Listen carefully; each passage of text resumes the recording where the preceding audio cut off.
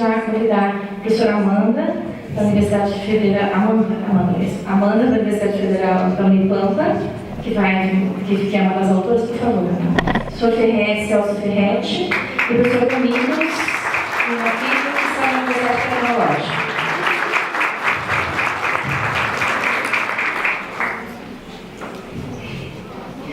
Eu vou falar brevemente.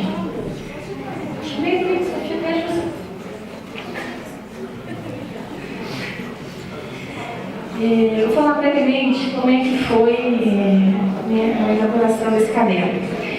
Quando nós estávamos discutindo um seminário que nós fizemos com os autores das áreas de conhecimento, na discussão que nós estávamos fazendo, surgiu por parte de algumas pessoas, de algumas secretarias de educação, a demanda em relação à discussão das modalidades, pensando que o ensino médio, as diretrizes do ensino médio, elas dialogam com as outras diretrizes, que são as diretrizes da educação especial, as diretrizes da educação do campo, EJA, educação profissional e educação especial. Então, para a gente falar do ensino médio, nós tínhamos que também chegar à discussão das modalidades. Para falar das modalidades, a gente também, a SEB, na discussão que nós tivemos com a SEB, também compreendia que a gente não podia falar só do ponto de vista da SEB, que é responsável pelo ensino médio. Claro que esse ensino médio tem que dialogar com todos os seus formatos, E aí, então, por orientação também da própria Secretaria de Educação Básica do Ministério, nós fizemos uma articulação com a SECADI, porque várias dessas questões que estão nesse caderno, na verdade, elas estão mais presentes na SECADI, educação de jovens adultos, educação especial, a educação do campo e indígena. E a educação profissional no campo de outra secretaria, que é a CETEC. Então, esse foi o primeiro movimento. Então, a indicação dos autores passou por esse diálogo com essas secretarias, no sentido de que pudesse explicitar a política do Ministério da Educação. Então, eu estou falando isso para dizer assim, é um caderno que pode causar um pouco de polêmica, porque há muitas visões em relação a cada modalidade. Mas a intenção foi dialogar um pouco com aquilo que o Ministério da Educação vinha já desenvolvendo. Então, hoje nós temos aqui, isso é só para iniciar o processo de discussão. Vocês receberam o caderno aí, vocês vão ver que na educação profissional são 3 autores, o professor Celso Ferretti, que está aqui, o professor Domingos Lima Filho, e eu. Na educação de jovens adultos, a professora Maria Margarida Machado e a Miriam Fábio Alves, que são da Universidade de Goiás. Elas não estão presentes, porque a professora Margarida está fazendo pós-doc fora do país, e a professora Miriam, acho que teve outro compromisso nessa data. A educação dos campos são 2 professoras de Santa Catarina, indicadas também pela coordenação do campo do Ministério, a professora Natasha, Eugênia Janata e a professora Ana Cristina, que também tinham confirmado a presença, mas ontem à noite me passaram uma mensagem dizendo que estavam impossibilitadas por questões lá da universidade e questões pessoais também. A educação indígena são 2 professores da Universidade de Londrina, o professor Wagner Roberto Amaral e a professora Maria Regina Crivati Capello, que são pesquisadores na área da educação indígena. A educação especial, a professora Amanda, que também foi indicada pela SECADI, pelo pessoal que trabalha com a educação especial e tem um diálogo muito presente na discussão lá interna da SECADI. E a professora Giovanni, que também é da Unipampa, ela é pedagoga, e também foi uma indicação da educação especial. E eu e a professora Mônica fomos organizadoras desse material. Como a Mônica disse, ele seria parte da segunda etapa, mas ele começou um pouco depois, quando os elaboradores dos cadernos das áreas já estavam mais adiantados no processo de discussão. Então, nós não foi possível, porque tinha que fazer edição, de colocar quantos volumes tinham na segunda etapa. Ele estava pronto, mas ele ficou muito, porque falar de 5 modalidades no único caderno é bastante difícil. Foi um exercício para todos nós que elaboramos, transformar as 80 páginas, quase 40 páginas que alguns de nós fez, em apenas 11 páginas, que foi o que a gente definiu depois que teria que ser. Então, todo esse procedimento de você não diluir, né, a discussão que é necessária, colocar as questões principais em 11, 12 páginas, mas sem perder toda a essência, né, todo o conteúdo necessário para um processo de discussão nas escolas de ensino médio. Então, o resultado ele ficou então parado por um tempo, esperando qual seria, né, o procedimento do pacto, mas aí nós resolvemos fazer isso no caderno, deixar ele pronto, que se não houver a possibilidade de continuidade, pelo menos ele é um material que vai poder ajudar na discussão das escolas, né, em relação às questões das modalidades.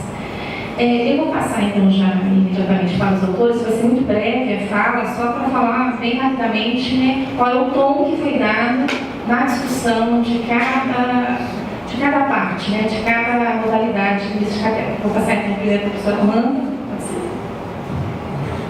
Bom, um bom dia a todos e a todas.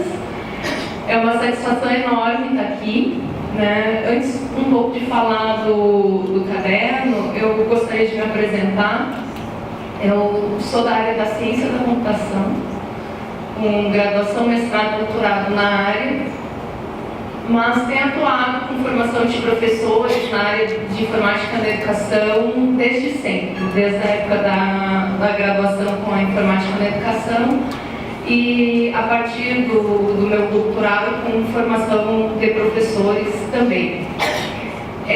Eu fui pega de surpresa, né, no momento que eu fui convidada a escrever a respeito da educação especial no ensino médio.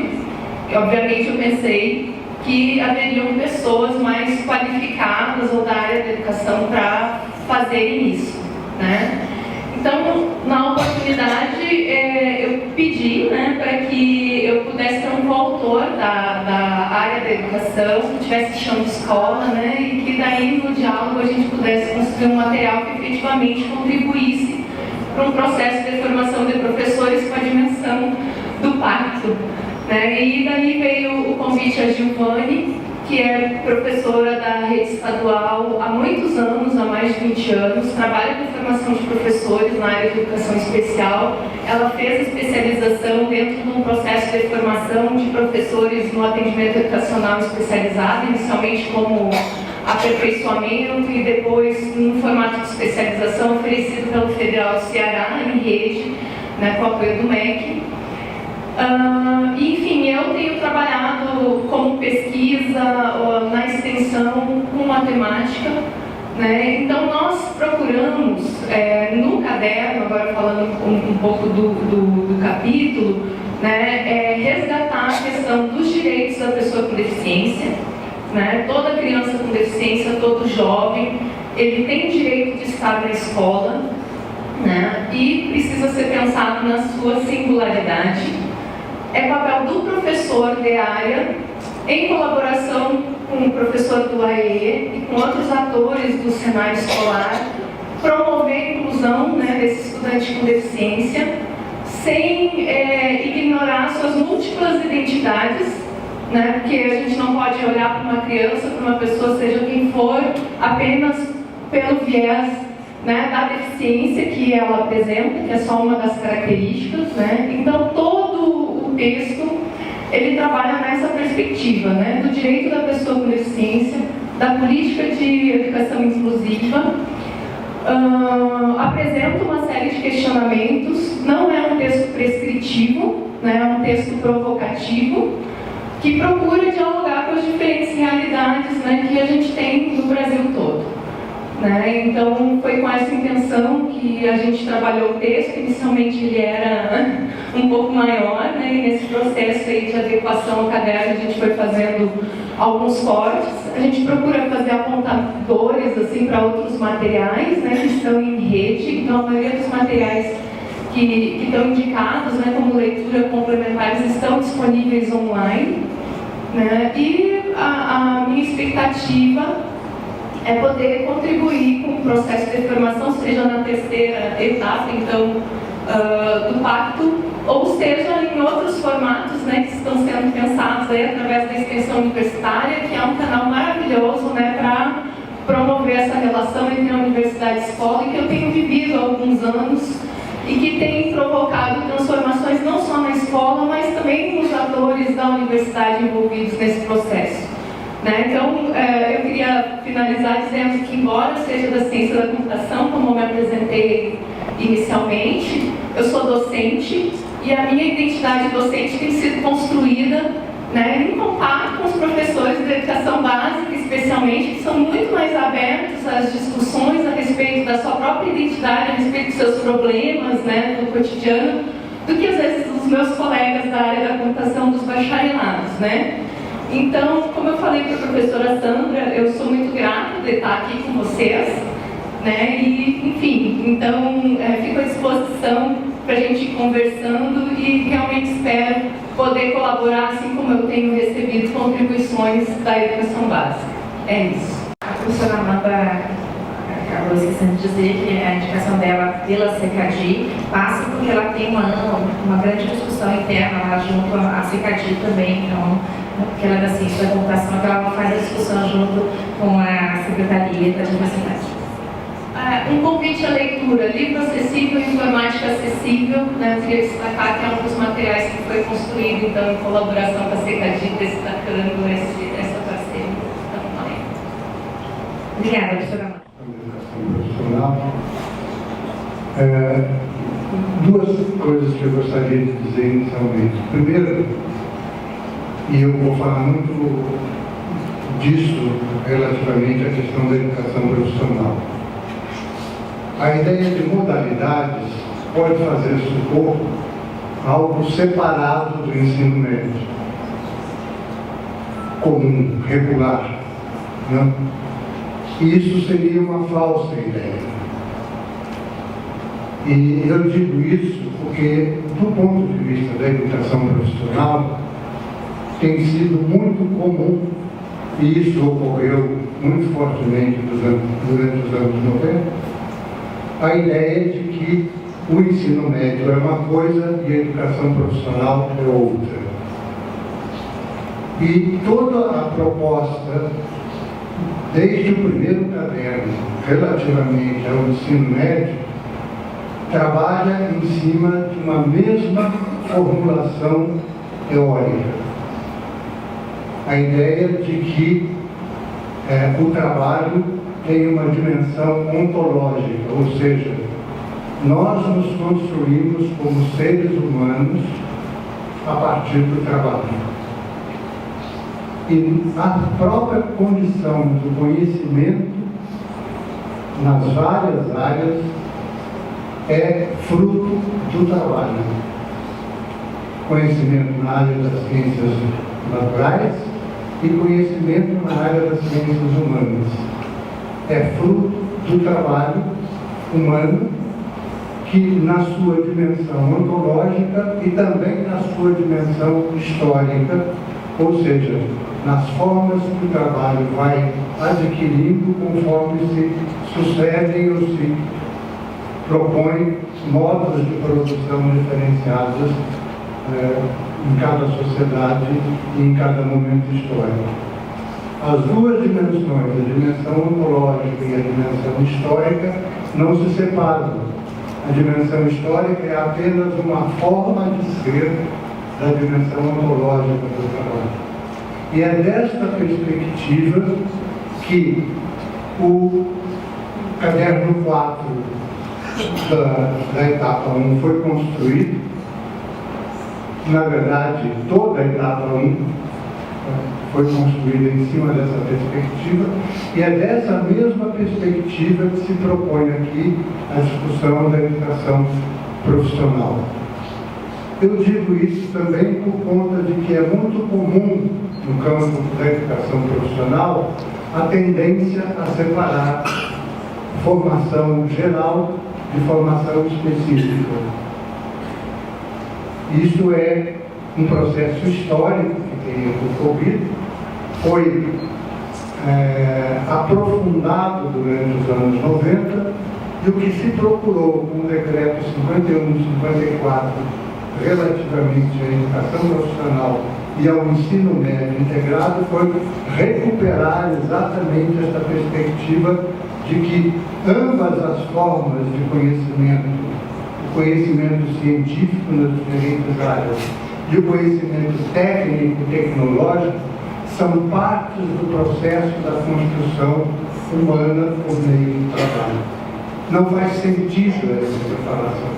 É sobre essa perspectiva que se funda a proposição da modalidade de formação de educação profissional que está aqui posta. Não é um trabalho simples e até fico interessado em levantar uma proposição para o fórum aqui, que eu percebo que ele foi, para o fórum, não, para a proposta do Pacto Nacional, ele foi dirigido para os professores do ensino médio e não incluiu os professores da educação profissional, que são os professores que nos institutos federais de educação são responsáveis pelo desenvolvimento da educação profissional na perspectiva integrada, além de na perspectiva subsequente, na perspectiva concomitante. Mas da perspectiva que nos interessa, que é da formação integrada, estes professores do ensino médio integrado, no ensino técnico, nos institutos federais de educação, não foram incluídos. Isto é uma questão séria a ser considerada, porque, como foi levantada ontem pela professora Malvina, é uma prática comum dentro da educação profissional nos institutos federais e também em outras escolas que oferecem educação profissional, que o professor das áreas específicas se veja como o sujeito que transmite conteúdos. E muitas vezes não tem a formação profissional docente para fazê-lo de uma outra perspectiva. E isto no ensino técnico dos institutos federais, também em outras escolas, tem sido muito prejudicial ao desenvolvimento do ensino médio integrado. Então, a minha proposição é que, numa etapa posterior, possamos pensar que um pacto nacional pelo fortalecimento do ensino médio se volte também para os professores dos institutos federais ou das escolas técnicas. Passo agora ao professor Domingos para algumas considerações também a respeito dessas questões. Bom dia a todo mundo. Eu também quero iniciar parabenizando o evento e agradecendo pela oportunidade aqui da gente, nesse breve momento, estar falando sobre este caderno, esta produção. E, juntamente com o Celso e Sandra, nós desenvolvemos essa parte do caderno que trata da educação profissional e, como já ressaltou o Celso, não de modo separado, né, mas como integrado, como parte da formação da educação básica no ensino médio.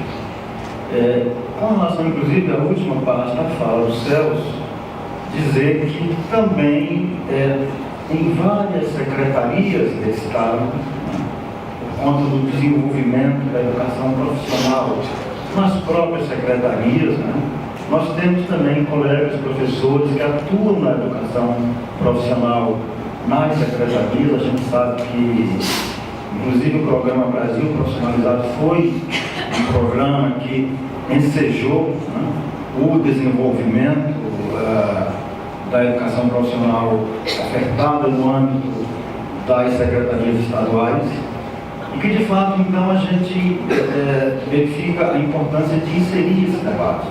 E a perspectiva é esta mesmo, é compreender, né, essa, digamos assim, a perspectiva conceitual do texto que nós apresentamos aqui na primeira parte do caderno Modalidades. É essa integração, essa unidade entre a educação e o trabalho. Essa quase coincidência do ponto de vista da constituição do ser e da vida social entre o ato de educar, aprender, e o ato de produzir as condições materiais da vida, o trabalho. Nessa perspectiva, então, o nosso texto, ele obviamente conta com, inclusive pela limitação do tempo, do espaço, né? A gente no texto, vocês vão ver, no texto que nós fazemos referências às bases conceituais desenvolvidas nos cadernos, sobretudo da primeira etapa, né? Mas nós, na parte final do texto, levantamos a seguinte questão: ora, se nós devemos compreender a unidade entre a educação e trabalho, é fundamental que nós compreendamos na discussão da educação profissional, em sua articulação com a educação básica, a identidade, a diversidade das identidades dos sujeitos e das escolas. Então nós chamamos aqui no texto uma atenção especial à necessidade de compreender como que se dá essa relação das diversas identidades com o mundo do trabalho. É verdade que, do ponto de vista da tradição, a educação profissional tem muito se influenciado pela urbanidade e pela indústria. Mas isso, embora seja uma dimensão muito importante e talvez dominante, ela não constitui a realidade diversa. Então nós chamamos a atenção de que nós devemos observar a identidade das escolas do campo, das populações quilombolas, ribeirinhas, indígenas, das escolas noturnas,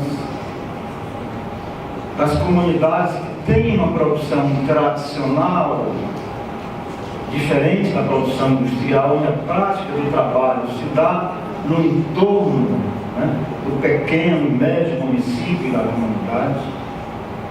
Então nós chamamos a atenção para a necessidade de que o projeto pedagógico a ser desenvolvido na educação profissional, integrada, articulada com o ensino médio, compreenda essa diversidade do entorno e dos sujeitos.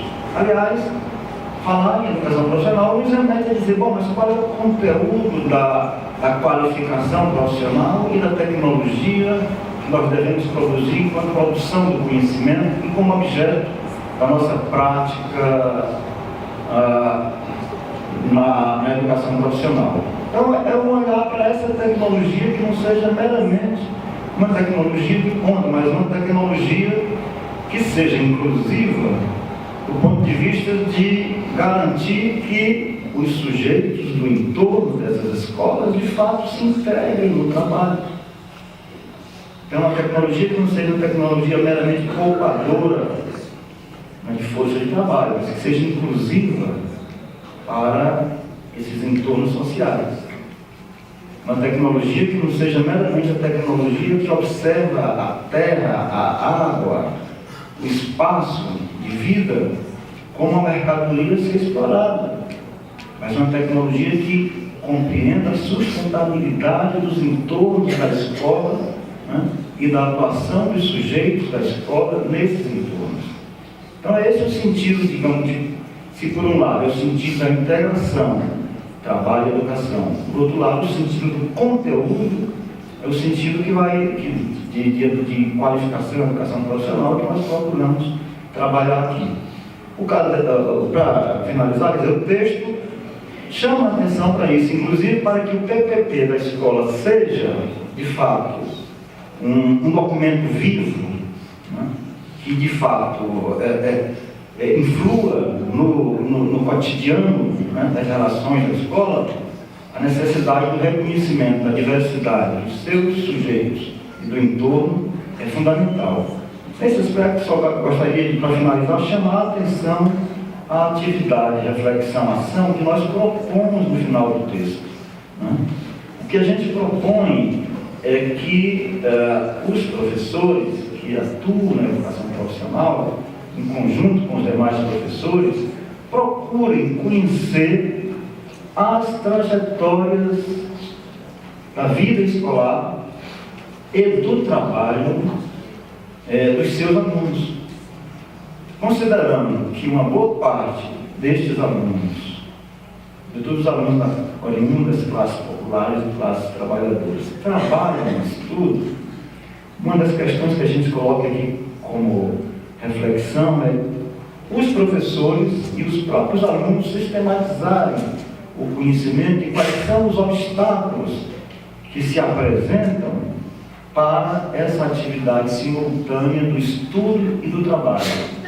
E também é importante aos professores e à escola conhecer quais as estratégias que os alunos adotam, que os sujeitos adotam para enfrentar esses obstáculos, né? Então a gente, na reflexão ação, procura o conjunto de professores que levante isso com os seus alunos, que discuta isso com os demais colegas professores, no sentido de dar realmente, né, um sentido dinâmico e integrado a essa condução da educação profissional. Dizer que esse é um campo que a gente vem trabalhando, né?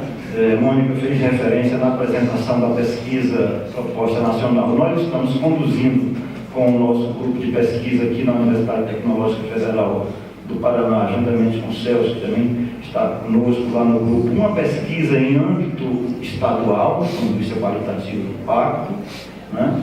E é ótimo que nós tenhamos essa possibilidade de interrupção, independente dos caminhos que cheguem, nós torcemos muito para que a terceira etapa se concretize. Obviamente, independente disso, o nosso desejo e a nossa disponibilidade é de interrupção, né? De pôr isso aqui para as nossas ideias para dialogar, né, nos múltiplos espaços e pelas diversas formas que a gente consiga fazer. É isso aí, obrigado. Eu vou pedir licença só para ler as 3 questões referentes à educação indígena, campo e EJA, que nós estamos aqui presentes. Primeiro, assim, que o que a gente apresenta, o caderno que a gente está apresentando, ele visa fomentar o debate sobre as diversas modalidades da oferta do ensino médio, para que todos tenham a dimensão das suas especificidades e possam aprofundar o sentido das mesmas no interior de cada escola. As modalidades foram criadas para dar visibilidade às diferenças com as quais nos deparamos ao organizar o trabalho pedagógico. Então, é um pouco aquilo que o Celso disse. As modalidades não são uma coisa à parte, elas fazem parte do ensino médio e a gente tem que dar um olhar, né, ela é tratada como modalidade por conta da necessidade de um olhar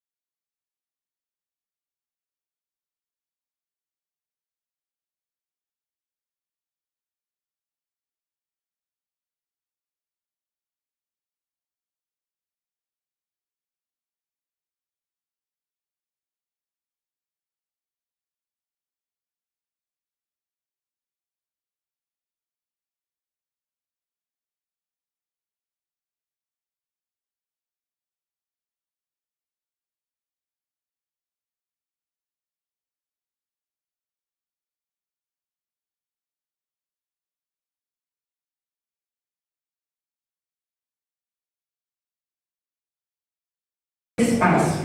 Buscamos nesse texto levantar as reflexões acerca de alguns princípios imprescindíveis à construção de propostas para o ensino médio integrado e associado às questões do campo na atualidade, e, portanto, com significado aos jovens que vivem nesse espaço, chamando a atenção para as singularidades das escolas do campo, marcadas em grande medida por uma rica diversidade regional, sobretudo quando consideramos o tamanho continental do Brasil.